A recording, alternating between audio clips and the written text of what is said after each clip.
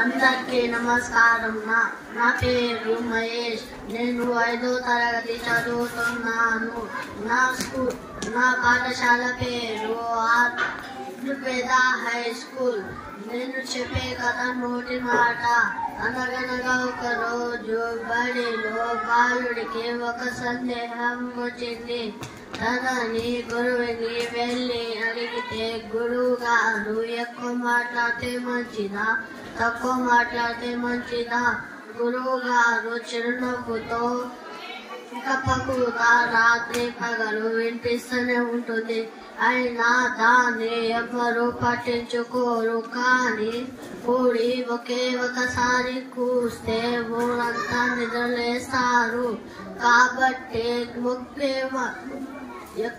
ఎక్కువ మాట్లాడి ప్రయోగం లేదు.